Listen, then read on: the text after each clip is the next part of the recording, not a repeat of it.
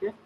तो अपन next numerical है, next numerical number 5, determine the value of के एंड एच। आपको के और एच की वैल्यू फाइंड करनी है of the close loop system so that the maximum overshoot in the unit step response is 25%। आपको ये गिवन है कि सेकेंड ऑर्डर सिस्टम है, ये क्लोज लूप सिस्टम है, मैक्सिमम ओवरशूट आपको दे रखा है 25% for the unit step response, ठीक है। And the peak time is 2 second. That means आपको क्या क्या दे रखा है आपको गिवन, एक आपको एमपी गिवन है और एक आपको पीक टाइम टीपी की वैल्यू गिवन है, ठीक है। और क्या फाइंड करना आपको, के एंड एच की वैल्यू। अब देखो इस क्वेश्चन में और लास्ट जो मैंने क्वेश्चन कराए हैं उसमें डिफरेंस क्या है। तो सेकंड नंबर मैंने क्वेश्चन कराया था उसमें आपको जीटा और ओमेगा एन की वैल्यू और द आपको क्लोज लूप ट्रांसफर फंक्शन के थ्रू आपको जीटा और ओमेगा एन गिवन था, आपको मैक्सिमम ओवरशूट और पीक टाइम पूछा था, ठीक है। इसमें जस्ट अपोजिट है, आपको मैक्सिमम ओवरशूट और पीक टाइम गिवन है, आपको के और एच की वैल्यू निकालनी है। ए और एच मीन्स कोई कांस्टेंट है उसकी वैल्यू फाइंड करनी है, ठीक है। तो आप यहाँ पर मैक्सिमम ओवरशूट और पीक टाइम का फॉर्मूला यूज में होगा, ये तो सबको पता है। अब के और एच की इक्वेशन के और एच की वैल्यू निकालने के लिए आपको दो इक्वेशन की रिक्वायरमेंट है, ठीक है। के और एच की वैल्यू निकालने के लिए आपको दो इक्वेशन की रिक्वायरमेंट है, ठीक है। तो अपने पास इस क्वेश्चन को आप कैसे सोल्व करोगे।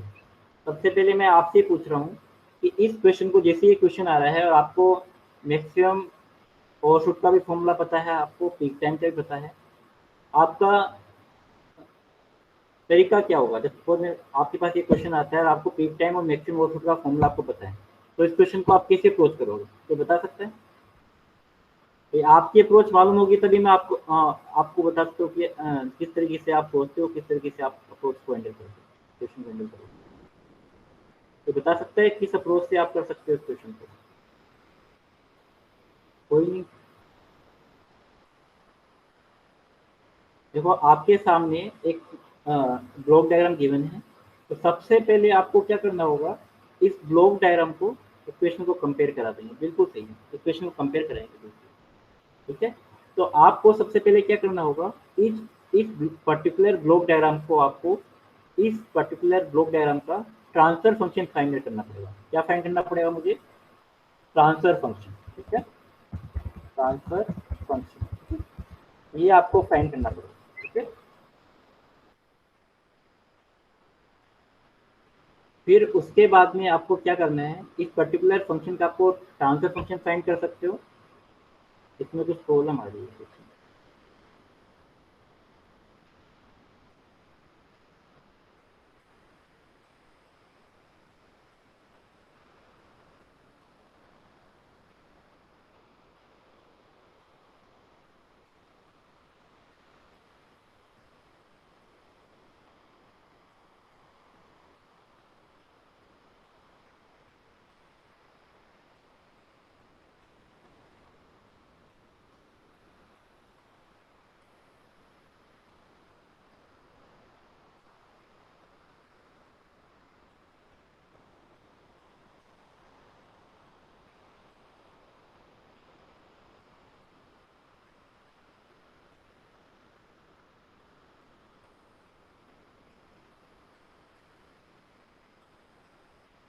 है, तो अपन को इस क्वेश्चन में करना क्या है कि आप इस पर्टिकुलर ब्लॉक डायग्राम का ट्रांसफर फंक्शन फाइंड करोगे।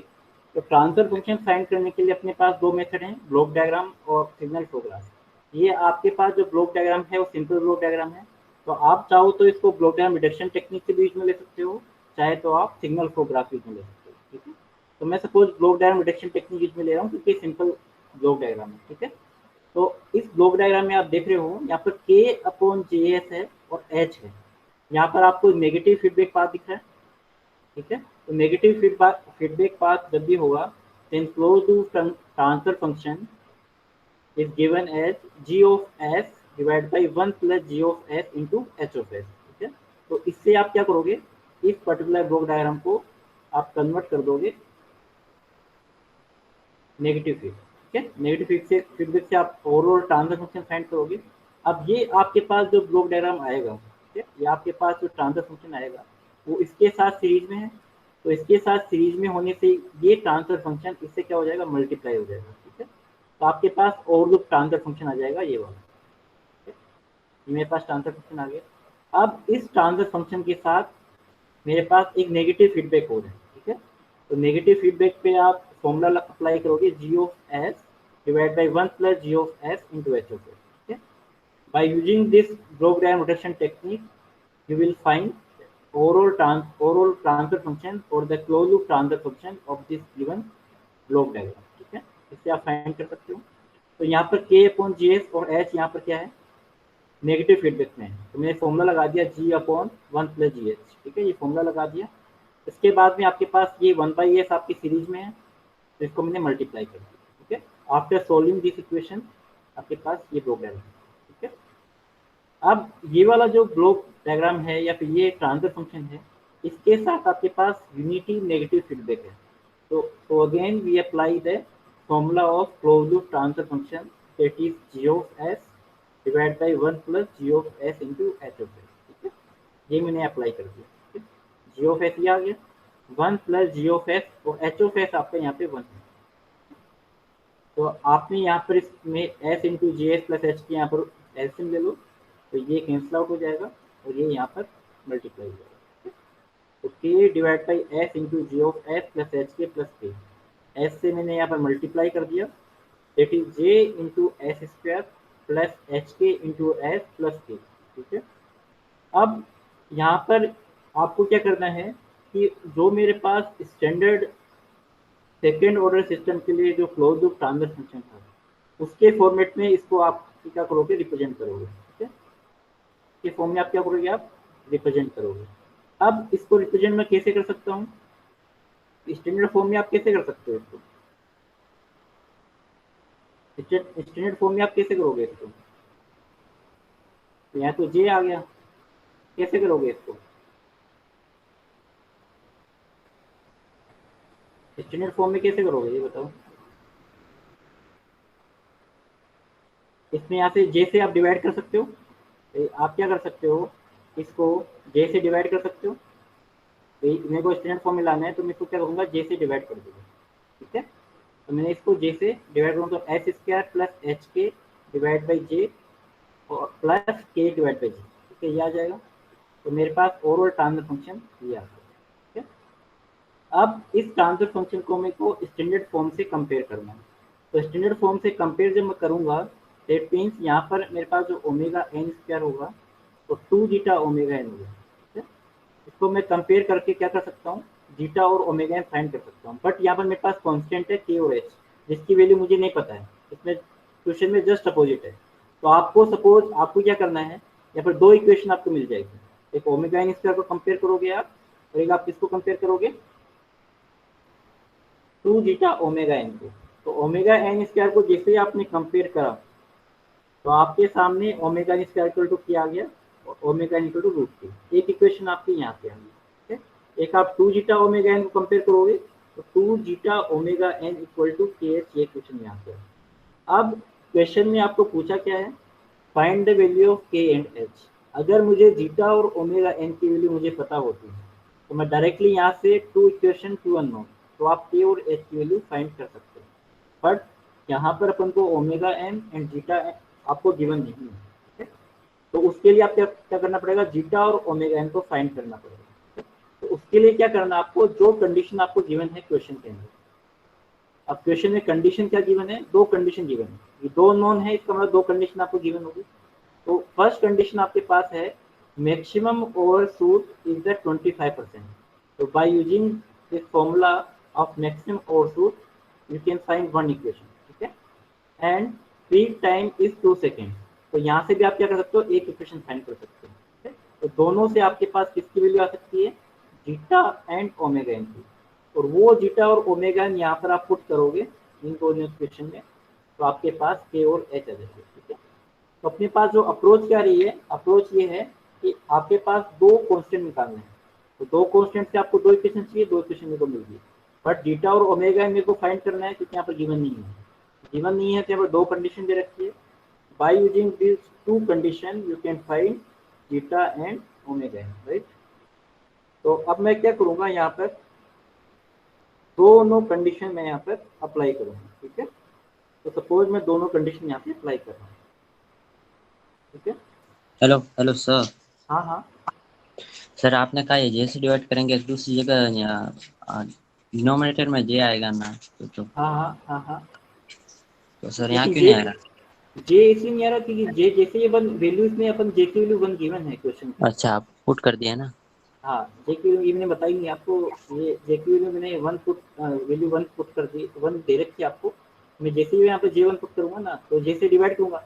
मैं इसलिए बता रहा था ये आपको कि जे की सपोज जे की वैल्यू आपको जे की वैल्यू मैंने यहाँ पे वन पुट कर दी सपोज। अगर मान लो वन नहीं होता तब क्या करते आप? तब यहाँ पे जे से डिवाइड करते, ठीक है। या तो मैंने वन थी तो मैंने पुट कर दी। अगर मान लो जे ही आपको गिवन होता, मान लो जे ही दे रखा है या फिर उसकी कुछ वैल्यू नहीं दे रखी होती, तो आप क्या करते, इस एस स्क्वायर के कोएफिशिएंट को वन बनाते, ठीक है। ठीक है? तो एस स्क्वायर कोएफिशिएंट को आपको वन बनाना बहुत जरूरी है क्योंकि स्टैंडर्ड फॉर्म में एस स्क्वायर कोएफिशिएंट वन है। तो आप इसको जे से डिवाइड करते हैं, ठीक है। इस पर्टिकुलर क्वेश्चन में जे की वैल्यू गिवन वन है तो डायरेक्टली आपने ये लिख दिया, ठीक है। बट अगर नहीं गिवन होती तो आप डिवाइड करते, क्लियर है? और किसी को डाउट है? किसने पूछा था ये? मैंने। ठीक है। ओके। तो मैं क्या बता रहा था आपको कि जीटा और ओमेगा एन की वैल्यू आपको फाइंड करनी है, ठीक है। तो जीटा और ओमेगा एन की वैल्यू फाइंड करने के लिए आपने फर्स्ट कंडीशन यूज में ली कि maximum peak overshoot is given by the 25%, ठीक है। तो formula for maximum peak overshoot is e to the power minus pi zeta root of 19 zeta square into 100 equal to 25, ठीक है। तो आप इसे 25 से डिवाइड करोगे तो परसेंट कितना आ जाएगा? 0.25 आ जाएगा, ठीक है। अगर मैं इंटू 100 अगर यूज में ले रहा हूँ तो फिर आप डायरेक्टली अप्लाई कर सकते हो या फिर इसको डिवाइड कर सकते हो, जैसे भी आप समझ रहे हो, ठीक है। तो e to the power minus pi zeta upon root of 19 zeta square equal to 0.5 आ गया, ठीक है, by using the formula of maximum peak और अब आपको क्या करना है, इससे आपको डायरेक्टली जीटा की वैल्यू फाइंड हो जाएगी। अब आप मेरे को बताओ कि इससे जीटा की वैल्यू फाइंड कैसे करोगे? ये चीज, ये वाला पार्ट कंट्रोल सिस्टम का नहीं है, मैथमेटिक्स वाला पार्ट है। अगर आपके पास आज की equation e to the power minus pi zeta upon root of 1 zeta square equal to 0.5, तो आप इससे जीटा की वैल्यू फाइंड कैसे करोगे ये बताओ। ये कम से कम आपको अगर मैथमेटिक्स आती है तभी कर पाओगे। मैं यहाँ पर मैथमेटिक्स तो पढ़ाऊंगा नहीं भाई, इक्वेशन को कैसे सोल्व करते हैं, इंटीग्रेशन कैसे करते हैं, डिफरेंशिएशन कैसे करते हैं, मैट्रिक्स कैसे सोल्व करते हैं। तो मैं आपसे पूछना चाह रहा हूँ कि सपोज आपके पास ये कंडीशन आ गई, तो आप कैसे फाइंड करोगे जीटा की वैल्यू यहाँ पे? तो बता सकते हो कैसे करोगे?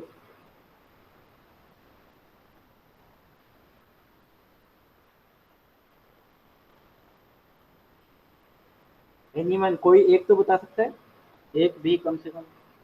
भाई ये वाला भाई कंट्रोल सिस्टम में कौन से मैं बता दूंगा, ये आपको मैथमेटिक्स थोड़ा ना पढ़ाऊंगा। इसलिए मैं आपसे पूछ रहा हूँ कि कम से कम आपके मैथमेटिक्स के बेसिक कॉन्सेप्ट क्लियर है कि नहीं है।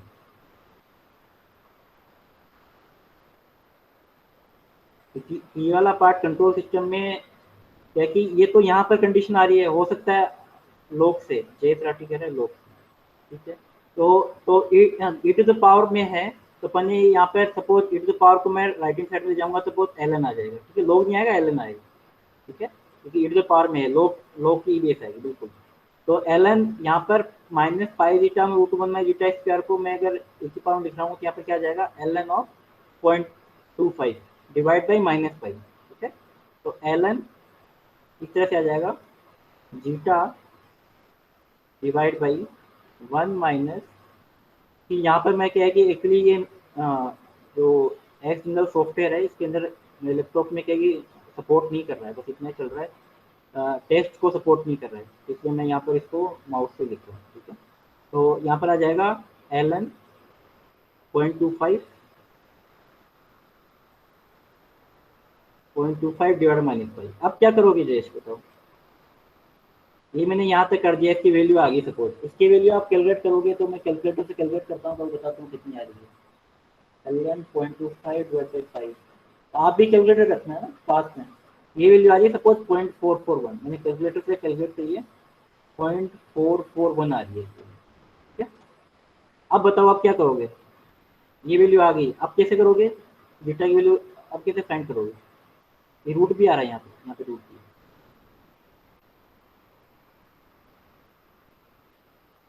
आप कैसे करोगे इसको सोल्व? मुझे जीटा निकालना, आप कैसे सोल्व करोगे? एलएन मैंने लगा दिया, फाइंड कर दी 0.441।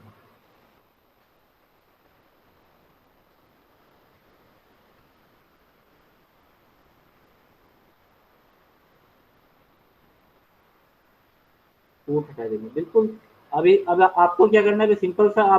अब आपको अगर जीटा चाहिए तो मैं क्या करूंगा, इसको स्क्वायर कर दूंगा, स्क्वायरिंग बोथ ऑफ साइड। तो आपके सामने एक जीटा स्क्वायर की टर्म आएगी, ठीक है। तो जीटा कुछ इस प्रकार आएगा आपके, इसको स्क्वायर कर दोगे तो zeta square upon 1 minus zeta square equal to 0.441 का होल स्क्वायर, कुछ टर्म्स आ जाएंगी। अब इसको आप जीटा स्क्वायर को कॉमन लेके आप जीटा की वैल्यू इजीली फाइंड कर सकते हो, ठीक है। तो इस तरीके से आप जीटा की वैल्यू निकाल सकते हो। समझ में आ गया? क्लियर है ये वाला पार्ट? क्योंकि ये वाली चीज मैं इसलिए बता रहा हूँ कि ऐसे क्वेश्चन में इस तरह का वाला पार्ट आएगा, तो इसलिए आपको क्या है कि ये बताना जरूरी था, इसलिए मैं बता दिया, ठीक है। बाकी आप ये खुद से कर सकते हैं। तो फर्स्ट कंडीशन से आपके पास जीटा की वैल्यू आ गई। अब सेकंड कंडीशन को इसमें लेके आप दूसरी ओमेगा एन की वैल्यू भी फाइंड कर सकते हो। तो पीक टाइम इज 2, अब पीक टाइम 2 है तो formula for peak time is pi upon omega d. तो pi upon omega d is omega n root of 1 minus zeta square equal to 2। Zeta की वैल्यू गिवन है तो directly यहाँ पर आप जीटा की वैल्यू पुट कर दो, तो आपके पास ओमेगा एन की वैल्यू डायरेक्टली आ जाएगी, ठीक है। बाकी कांस्टेंट है और कोई वेरिएबल तो है नहीं यहाँ पे। तो ओमेगा एन की वैल्यू सपोज आ गई यहाँ पर 1.72, ठीक है। आप ये सोल्व तो खुद कर सकते हैं। तो ओमेगा एन की वैल्यू आपके पास आ चुकी है 1.72 रेडियन पर सेकेंड, और जीटा की वैल्यू आ चुकी है 0.04। अपना यही था ऑब्जेक्टिव, अपने वो जीटा और ओमेगा नहीं चाहिए था, अल्टीमेटली निकालना के और एच है। अब के और एच जब निकलेगा जब जीटा और ओमेगा निकलेगा, और जीटा और ओमेगा कब निकलेगा, आपके सामने दो कंडीशन दे रखी है। तो दो कंडीशन से अपन है जीटा और ओमेगा निकाला, तो जीटा और ओमेगा से अपन के और एच निकालते हैं, ठीक है। अब अपन यूज में लेंगे क्वेश्चन नंबर 1 और 2, ठीक है। अब यहाँ पर जीटा यहाँ पर दे रखा है ओमेगा एन 1.72, तो 1.72 यहाँ पे रख दो, ठीक है। 1.72 यहाँ पे रखोगे तो K equal to omega n square, तो के की वैल्यू आ जाएगी 1.72 होल स्क्वायर। क्वेश्चन नंबर 1 और 4 को इसमें देखो, ठीक है। 1.72 का होल स्क्वायर, तो आपके पास के की वैल्यू है। अब सेकेंड इक्वेशन को इसमें ले लो, 2 zeta omega n equal to K H. तो यहाँ से आप जीटा की वैल्यू रख दो, यहाँ से आप ओमेगा एन की वैल्यू रख दो, और यहाँ से आप के की वैल्यू रख दो, ठीक है। आपको जीटा भी पता पड़ चुका है कि जीटा भी आ चुका है, ओमेगा एन भी आ चुका है, के भी फाइंड एच, ठीक है। तो आप यहाँ पर जीटा की वैल्यू, ओमेगा एन और के की वैल्यू यहाँ पर पुट कर दो, तो आपके पास एच की वैल्यू आ जाएगी, ठीक है। सोल्यूशन आप खुद कर सकते हो, ठीक है। सोल्यूशन मैं नहीं बताऊंगा, सोल्यूशन आप खुद कर सकते हो। कैलकुलेशन अगर आपके पास कैलकुलेटर है तो आप इसी से मैं कर सकते हो, ठीक है। तो इस क्वेश्चन में किसी को डाउट है? इस क्वेश्चन में किसी को डाउट है?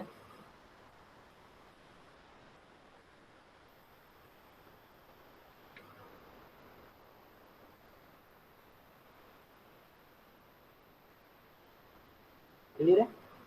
तो अपन नेक्स्ट क्वेश्चन पे आ रहे हैं। नेक्स्ट क्वेश्चन क्या बोल रहा है कि नेक्स्ट क्वेश्चन बोल रहा है the open loop transfer function of A unity feedback control system is given, ठीक है। अब आपके सामने जीएफ दे रखा है के divide by S into 1 plus S, ठीक है। ये open loop transfer function given है, और आपको ये भी बता दिया कि यूनिटी फीडबैक। अब क्वेश्चन को ध्यान से समझना, क्या पूछ रहा है।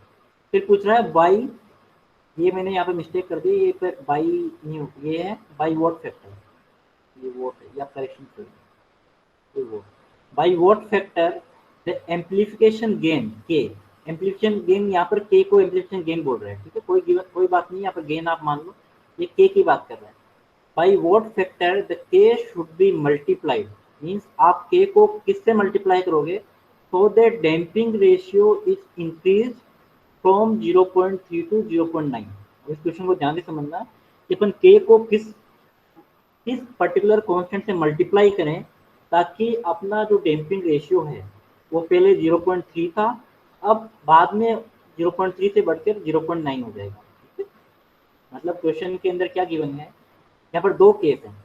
फर्स्ट केस में आपको क्या बोल रहा है, अगर सपोज मेरे पास गेन सपोज के है, आप सपोज जो K1 मान लो फर्स्ट कंडीशन में, सपोज K1 है, तो आपके पास डैम्पिंग रेशियो है 0.3, ठीक है। और सपोज मैं सेकंड केस के अंदर सपोज इस K को कुछ से मल्टीप्लाई कर देता हूँ, सपोज कांस्टेंट K2 हो जाता है, सपोज किसी से मल्टीप्लाई कर दो, ठीक है। K2 इक्वल टू K1, तो मैं किससे मल्टीप्लाई कर रहा हूँ, इस K2 को अगर मैं K1 को किसी के मल्टीप्लाई कर देता हूँ तो मेरे पास जो डैम्पिंग रेशियो हो जाता है 0.9, 0.3 से 0.9। तो यहाँ पर दो केस हैं। फर्स्ट केस में आपके पास कुछ K1 है तो डैम्पिंग रेशियो 0.3 है। अगर मैं उस K1 को कुछ से मल्टीप्लाई कर दूँ, तो कुछ ही ए से मैं मल्टीप्लाई करूँ, कुछ भी आप वजन कर लो, तो आपका डैम्पिंग रेशियो 0.9 हो जाता है। तो आपको इस पर्टिकुलर ए की वैल्यू निकालनी है, मल्टीप्लिकेशन फैक्टर की वैल्यू निकालनी है, ठीक है। दैट मीन्स आपको क्या करना है, K2 डिवाइड बाई K1 की वैल्यू निकालनी है। ए अल्टीमेटली क्या है, K2 डिवाइड बाई K1, ठीक है। तो अल्टीमेटली आपको ए की वैल्यू निकालनी है। तो क्वेश्चन समझ में आया, अल्टीमेटली क्वेश्चन में पूछा क्या है, अपन सॉल्यूशन के बाद की बात करेंगे। क्वेश्चन समझ में आया कि क्वेश्चन में पूछा क्या है, क्वेश्चन क्लियर है सबको, ठीक है। अब अपन आते हैं इस क्वेश्चन को अप्रोच कैसे करेंगे, ठीक है। इस क्वेश्चन को अप्रोच कैसे करेंगे, अब इस क्वेश्चन को अप्रोच करने के लिए मुझे क्या करना पड़ेगा, दोनों केस को कंसिडर करना पड़ेगा। आपको ये क्वेश्चन करने के लिए दोनों केस को आपको कंसिडर करना पड़ेगा, ठीक है। तो दोनों केस को कंसिडर करने के लिए आप क्या करोगे, दोनों केस को कंसिडर करने के लिए आप क्या करोगे, सबसे पहले तो आपके पास जो open loop transfer function given है उसका आप close loop transfer function find करोगे। Close loop transfer function find करने के बाद में आपके पास जो भी कंडीशन दे रखी है वो अप्लाई करोगे, सिंपल सी बात। दोनों केस आप कंसिडर करोगे तो आपके सामने जो कंडीशन दे रखी है उसका अप्लाई करोगे, ठीक है। तो सपोज मैं क्लोज लूप ट्रांसफर फंक्शन निकाल रहा हूँ g of s upon 1 plus g of s into h of s, ठीक है। k upon s into 1 plus S T plus k upon s into 1 plus S T into 1, ठीक है। मैंने put कर दिया यूनिटी फीडबैक है। तो आपके सामने s into 1 plus S T क्या हो जाएगा, एलसीएम आ जाएगा, ये से मल्टीप्लाई हो जाएगा, फिर ये कैंसिल हो जाएगा। तो S into 1 plus S T plus के, अब मल्टीप्लाई करोगे तो आपके पास इक्वेशन आ गई S plus S square T plus K, ठीक है। अब आपको बताया कि ये स्टैंडर्ड फॉर्म में नहीं हुआ है, तो दिख रहा है आपको। तो आपको एस स्क्वायर के ऑप्शन को 1 बनाना है। तो एस स्क्वायर का ऑप्शन 1 बनाने के लिए न्यूमरेटर और डिनोमिनेटर दोनों को आप टी से डिवाइड करोगे, न्यूमरेटर और डिनोमिनेटर को आप टी से डिवाइड करोगे। तो मैं टी से डिवाइड करा तो एस स्क्वायर का ऑप्शन 1 बन जाएगा, इसको डिवाइड करूंगा तो एस बाई टी आ जाएगा, ये से टी कैंसिल, और ये के डिवाइड बाई टी, ठीक है। तो S square plus S by T plus के बाई टी, ठीक है। डिनोमिनेटर डिवाइड कर दिया, न्यूमरेटर को डिवाइड करूंगा तो ये के डिवाइड बाई टी है, ठीक है। ऐसे आप ऑप्शन 1 बना लिया। अब ये स्टैंडर्ड फॉर्म में आ चुका है, फिर द स्टैंडर्ड फॉर्म, ठीक है। अब इस स्टैंडर्ड फॉर्म में आप जीटा की वैल्यू निकाल सकते हो इजीली, ठीक है। आप इस स्टैंडर्ड फॉर्म से कंपेयर करके जीटा और ओमेगा की वैल्यू फाइंड कर सकते हो। बट आपको पास यहाँ पे जो टाइम कांस्टेंट है टी, ये आपको गिवन नहीं है, समझ लो ना। यहाँ पर न तो टी गिवन है न के गिवन है। इस प्रॉब्लम में बताओ, इस प्रॉब्लम में ये प्रॉब्लम और ज़्यादा डिफिकल्ट होगी। डिफिकल्ट क्यों होगी है कि आपके पास न तो टी गिवन है न के गिवन है, ठीक है। अब न तो टी गिवन है न के गिवन है, तो आपको न तो आप जीटा निकाल सकते हो ना आप ओमेगा निकाल सकते हो, ठीक है। बट आप कंपेयर तो कर सकते हो। तो मैं क्या करूँगा, इसको स्टैंडर्ड फॉर्म जो मेरे पास इक्वेशन है सेकंड फॉर्म की, इसको मैं कंपेयर करता हूँ, ठीक है। अब कंपेयर करने के बाद में आप देख सकते हो कि ओमेगा इन स्क्वायर क्या है, टी के बाई टी। मैंने कंपेयर कर दिया omega n square equal to K by T, यहाँ से omega equal to root K by T. तो आपके पास जो इन्फॉर्मेशन दे रखी है उसको पहले आप लिख लो, मैंने फर्स्ट इक्वेशन लिखी। उसके बाद में आप क्या करोगे, 2 जीटा ओमेगा इनको कंपेयर कर दो एस के कोएफिशिएंट को। एस का कोएफिशिएंट यहाँ पे क्या है 2 जीटा ओमेगा एन, और यहाँ पे क्या है 1/2। कोएफिशिएंट ऑफ एस को आप कंपेयर कर दो 2 जीटा ओमेगा इनटू 1/2। आप जानते हो कि ओमेगा एन क्या है, रूट के बाई टी। इसको आप यहाँ पे पुट कर दो, रूट के बाई टी मैंने यहाँ पुट कर दिया इक्वल टू 1/2। तो जैसे ही आप इसको रूट के बाई टू को इधर लेके जाओगे तो रूट टी बाई के आ जाएगा। ये भी यहाँ पे मिस्टेक कर रखी है मैंने, ये रूट टी बाई के है। तो मैं करेक्शन बता रहा हूँ, एक कॉपी में लिख देना आप, रूट टी बाई के है। अब रूट टी बाई के और यहाँ पे टी है, तो इसको मैं टी को क्या लिख सकता हूँ, root T into root T. इसको मैं क्या लिख सकता हूँ, root T into root T. तो आपके पास इक्वेशन क्या आएगी, 1/2 रूट टी और रूट टी से तो कैंसिल आउट हो जाएगा। ठीक है, तो आपके सामने क्या आ गया, 1/2, इसमें क्या लिख सकता हूँ, रूट टी इंटू के। तो मैंने लिख दिया 1/2 रूट टी। ठीक है, जीटा आ गया। अब मेरे पास जीटा आ चुका है और मेरे पास एक ओमेगा एन रूट के बैठ आ चुका है। अब देखो क्वेश्चन में पूछा क्या है, अब आपकी अप्रोच कैसे होनी चाहिए, जो क्वेश्चन में पूछा है वही आपकी अप्रोच होगी। ठीक है, अब देखो क्वेश्चन में क्या पूछा है, के का मल्टीपल, और आपको गिवन क्या है, डैम्पिंग रेशियो। तो यहाँ पर कोई ओमेगा एन की बात कर रहा है ना, मैक्सिमम फोर पी कोस की बात कर रहा है, ये सिर्फ डैम्पिंग रेशियो की बात कर रहा है। तो आपको भी अप्रोच के अंदर डैम्पिंग रेशियो ही यूज में लेना है। ठीक है, तो डैम्पिंग रेशियो बता रखा है फर्स्ट केस में 0.3। तो मैं सपोज अज्यूम कर रहा हूँ कि अगर K1 होगा तो सपोज डैम्पिंग रेशियो 0.3 होगा, K2 होगा तो डैम्पिंग रेशियो 0.9 होगा। ठीक है, suppose we are assuming 2 case. First case में आपके पास 0.3 है, सेकंड केस में 0.9। तो फर्स्ट केस में we are assuming when K is K1, then K1 के लिए सपोज जीटा 1 है, जो कि कितना दे रखा है, 0.3। तो सपोज मैं इसको वेरिएबल में लिख रहा हूँ, तो जीटा 1। और सपोज सेकंड केस में K2 है, उस केस में आपका जीटा 2। तो मैंने क्या करा है, दो केस कंसिडर कर लिए हैं, जीटा 1 पर K1 और जीटा 2 पर K2। तो मैं पुट कर सकता हूँ क्योंकि आपका एस्टिमेट फॉर्म है, यू कैन पुट। ठीक है, तो आपके सामने दो इक्वेशन आ चुकी है। अब आपको फाइंड क्या करना है, जीटा अब क्या फाइंड करना है, K2 डिवाइड बाई K1, इनका रेशियो निकालना है। अल्टीमेटली मुझे क्या निकालना है, K2 divide by K1 multiple निकालना है। तो उसके लिए आप क्या करोगे, दोनों को डिवाइड कर दोगे। आपको कैसे पता लगा कि डिवाइड करना है, कि आपको रेशियो निकालना है। तो आपको वैल्यू नहीं निकालनी, सिर्फ रेशियो निकालना है, ना K1 की वैल्यू निकालनी, ना आपको K2 की वैल्यू निकालनी है, रेशियो निकालना है। तो रेशियो निकालने के लिए आप इसको डिवाइड कर दोगे। तो हमने थर्ड को 4 से डिवाइड कर दिया, डिवाइड कर देंगे। ठीक है, तो 1/2 रूट K1t और 1/2 रूट K2 ऊपर चला जाएगा। ठीक है, डिवाइड करते हैं। अब रूट टी आपका कैंसिल आउट हो जाएगा। तो आपके सामने एक 2 से 2 कैंसिल आउट हो जाएगा।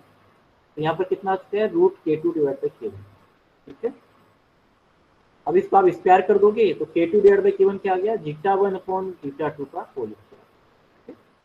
अब आपको गिवन है जीटा 1 की वैल्यू 0.3 और जीटा 2 की वैल्यू 0.9।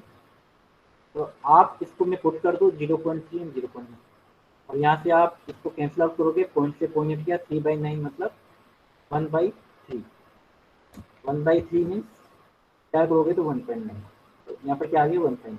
यही आपको निकालना था, K2 डिवाइड बाई K1 ही निकालना था कि अपन K को किससे मल्टीप्लाई करें ताकि अपना डैम्पिंग रेशियो 0.3 से 0.9 आ जाए। दैट मीन्स आपका जो मल्टीप्लाइंग फैक्टर होगा वो कितना होगा, 1.9। तो आपका आंसर इज 1.9।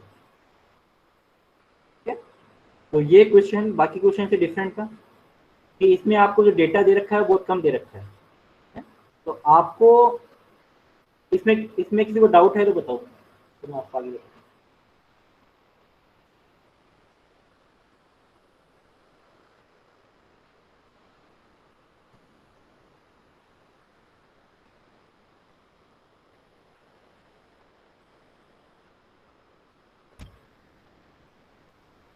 मेरी आवाज तो आ रही है सबको, आवाज क्लियर है मेरी, कोई डाउट है?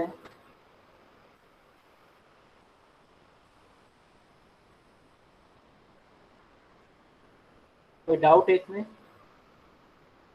तो आप किसी भी प्रॉब्लम को आप सोल्व करना है तो आप सबसे पहले क्वेश्चन को आपको समझना है कि एक्चुअली में क्वेश्चन में क्या गिवन है और क्या पूछा है। It is most important. आपको जब भी कोई न्यूमेरिकल क्वेश्चन आपको गिवन है तो उसके अंदर आप सबसे पहले ये देखोगे कि आपको क्या गिवन है, क्या आपको पूछा है। ठीक है, और आपको उस प्रॉब्लम में जो भी गिवन है उस डेटा को यूज में लेके आपको फाइंड करना है। तो आपको गिवन से लेकर जो आपको फाइंड करना है उसमें आपको लिंक करना आना चाहिए। आप कितने अच्छे तरीके से लिंक कर पाते हो तभी उस प्रॉब्लम को आप सोल्व कर पाओगे। ठीक है, तो आप ये लिंक करना आपको कब आएगा, आपको जो क्वेश्चन में गिवन है और जब वो डेटा आपको निकालना है तो आप लिंक कब कर पाओगे, जब आप प्रैक्टिस करोगे। आप प्रैक्टिस करोगे तभी आप लिंक कर पाओगे, तभी आप क्वेश्चन सोल्व कर पाओगे, वरना आप नहीं कर पाओगे। क्योंकि जो मैं आपको क्वेश्चन करा रहा हूँ एग्जाम में, ऐसा नहीं कि वो ऐसा कैसे क्वेश्चन आपके पास छप के आ जाएगा या उसी अप्रोच पे आ सकता है। ठीक है, क्वेश्चन कैसा भी हो सकता है। तो आपको जितना मैंने डेटा बताया है, डेटा वो यूज में होगा, जो मैंने फॉर्मूला बताया वो यूज में होगा, कंसेप्ट वो यूज में होगा, बट आपको जो क्वेश्चन में डेटा गिवन है, जो आपको फाइंड करना है, उसके बीच में लिंक करना आना चाहिए, और लिंक तभी कर पाओगे जब आप प्रैक्टिस करोगे। ठीक है ना, तो प्रैक्टिस करते हो क्वेश्चंस की, तभी आप अच्छी तरह से क्वेश्चन को फॉलो कर पाओगे, डिफरेंट डिफरेंट टाइप के क्वेश्चन को फॉलो करोगे, तभी आप अप्रोच को फाइंड कर पाओगे। ठीक है, तो इस क्वेश्चन में थोड़ी डिफरेंट अप्रोच थी, बट आपके कंसेप्ट सेम थे। अब मैं इस क्वेश्चन पे आ रहा हूँ। इस क्वेश्चन में कुछ मेरे को बताना भी है, तो मैंने क्वेश्चन क्यों लिया।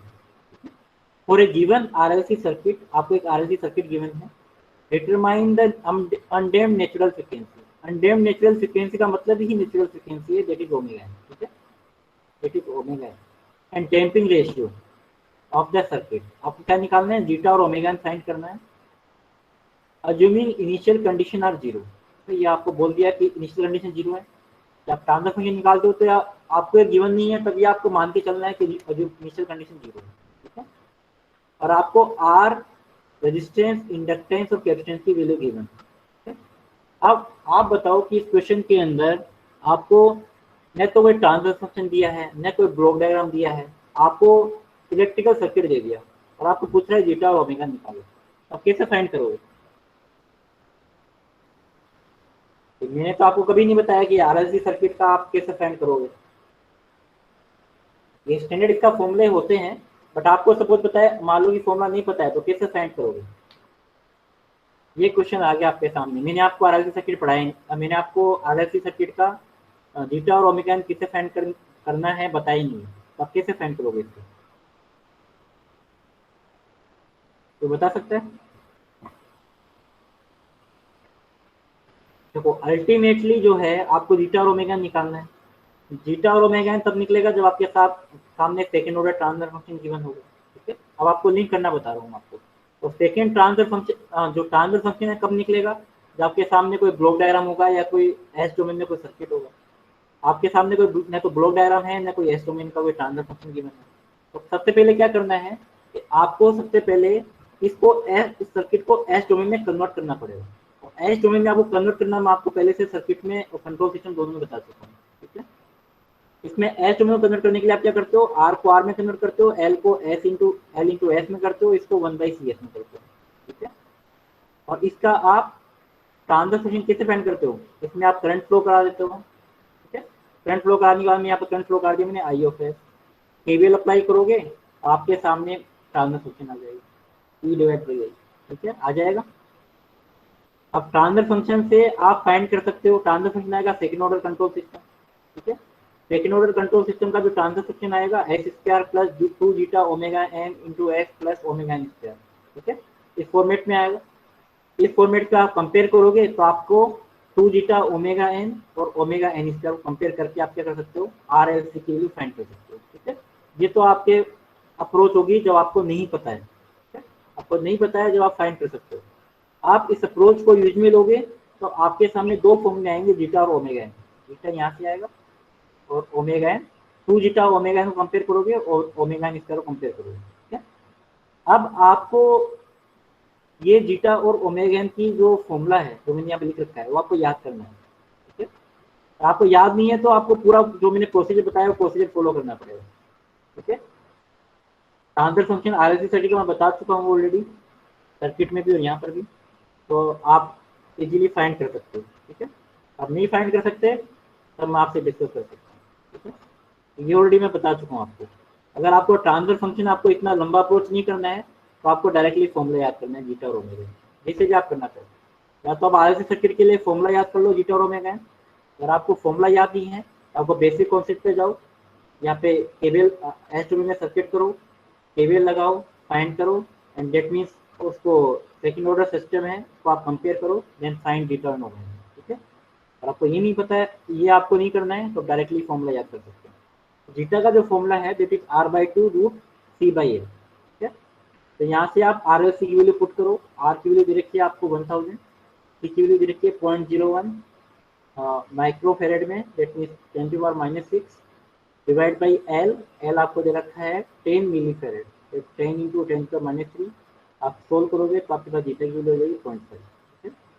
इसी तरीके से omega n equal to 1/√LC, L और सी की वैल्यू आप पुट करोगे तो आपके सामने एल है 10 इंटू 10⁻³ मिली हेनरी और 0.01 माइक्रोफेरेड, दैट मीन्स 0.01 इंटू 10⁻⁻6, तो आपके सामने ओमेगा एन की वैल्यू हो जाएगी। ठीक है, अब इस क्वेश्चन में नया क्या है, नया ये है कि आपको ये दोनों फॉर्मूले याद करने हैं। ठीक है, तो ये वाला स्टैंडर्ड फॉर्मूले हैं आरएलसी सर्किट के लिए, इसलिए मैंने एक क्वेश्चन लिया है, एक दो बार पूछा हुआ है, आरएलसी सर्किट आपको गिवन दे दिया तो आपको पूछा हुआ कि जीटा और ओमेगा एन क्या होगा, तो इसलिए आपको ये वाले फॉर्मूले याद करने हैं, जीटा और ओमेगा एन। इस क्वेश्चन में किसी कोई डाउट है?